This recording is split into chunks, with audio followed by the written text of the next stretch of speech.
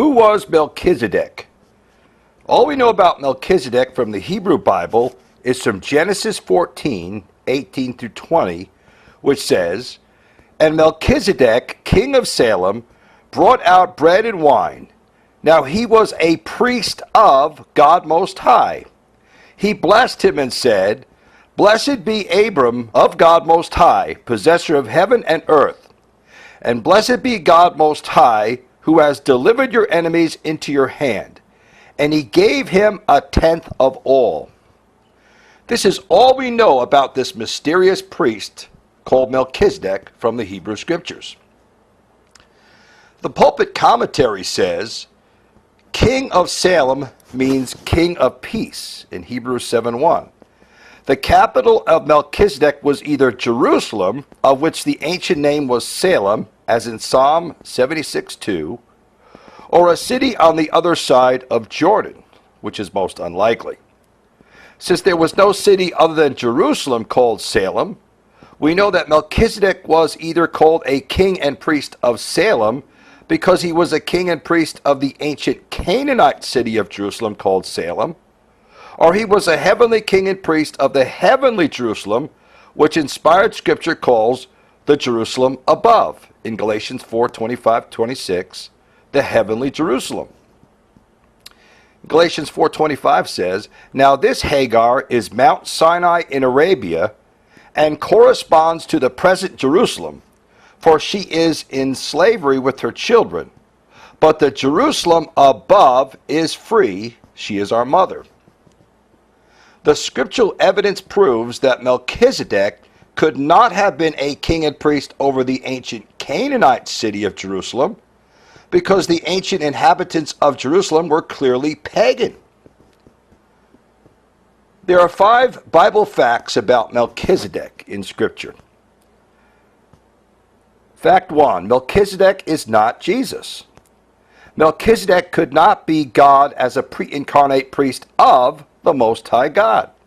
Hebrews 7:1 clearly states, "For this Melchizedek, king of Salem, priest of the Most High God, who met Abraham returning from the slaughter of the kings and blessed him."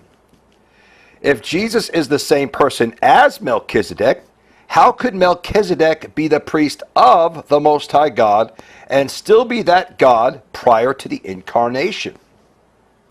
Fact 2, Melchizedek could not have been a man because he had no parents, nor did he ever die.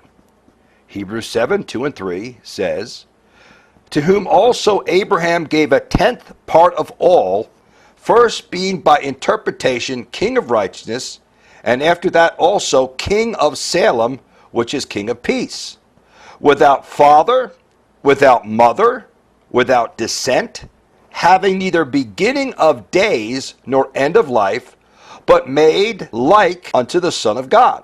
The Greek word for like means similar, made similar unto the Son of God, abides a priest continually.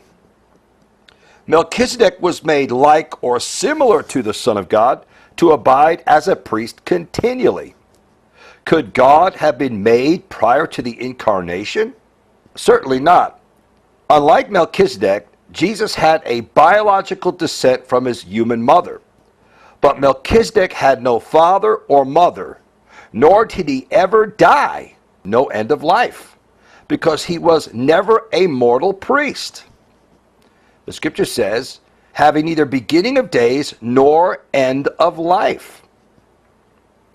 Hebrews 7:3 clearly states that Melchizedek was made like or similar unto the Son of God. Yet the same verse says that Melchizedek had no beginning of days. Since inspired scripture could not contradict itself, we know that Melchizedek was made before the beginning of days in Genesis chapter 1. Genesis 1:5 says, "And God called the light day, and the darkness he called night.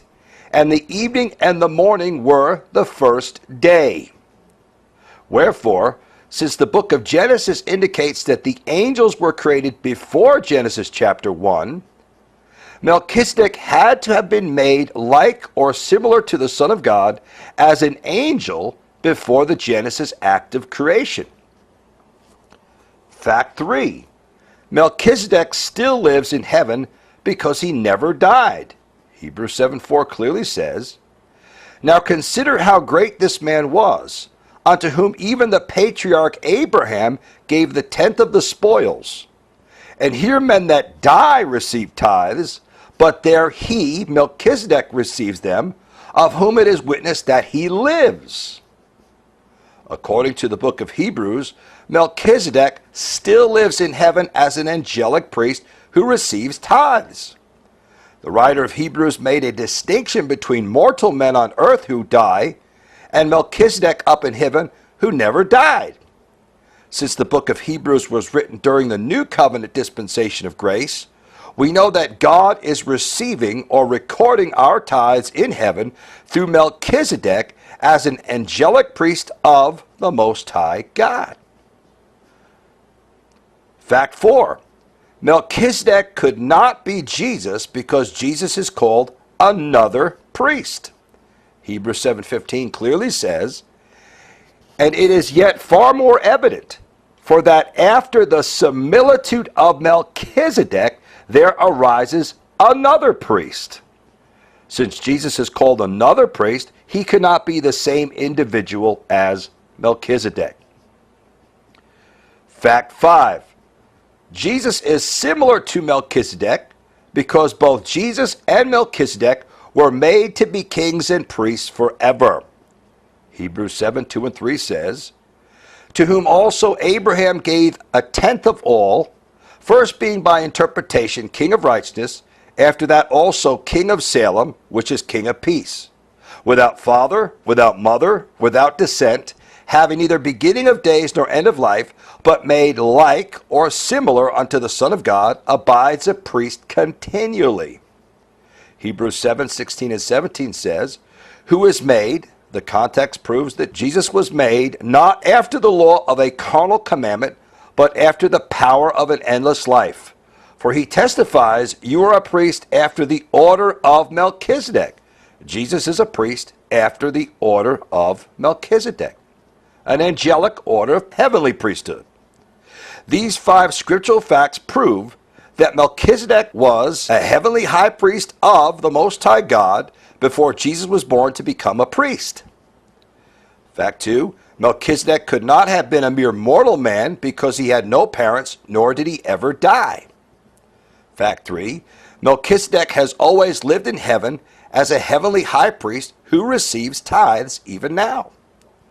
Fact 4, Melchizedek could not be the same person as Jesus Christ because Scripture calls Christ another priest. And fact 5, Melchizedek is similar to Jesus because he is a heavenly king and heavenly high priest who was created to have an enduring priesthood.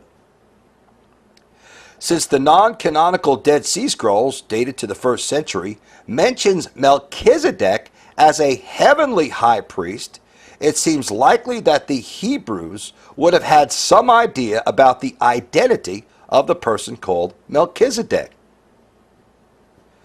James R. Davila, a Hebrew scholar, wrote an interesting article about the Dead Sea Scrolls online entitled "Melchizedek, Michael, and War in Heaven," in which he identified Melchizedek in the scroll entitled "The Songs of the Sabbath Sacrifice" as being one of the angelic beings in the heavenly temple. And I'm quoting from Mr. James R. Davila, Dr. Davila. "Such, I propose, was the structure of Song 5 of the Songs of the Sabbath Sacrifice. It describes the ordination of the angelic beings in the heavenly temple, presumably including Melchizedek." So here we find James R. Davila, a doctor and language expert who studied the Dead Sea Scrolls. He said that Melchizedek was listed in the Dead Sea Scrolls as some sort of a heavenly angelic priest. Wherefore, the internal evidence within Scripture and from the Dead Sea Scrolls identifies Melchizedek as a leading angelic priest who appeared to Abraham in the Hebrew Bible. For more videos like this one, subscribe to our YouTube channel or visit us on the web at apostolic christian faith.com.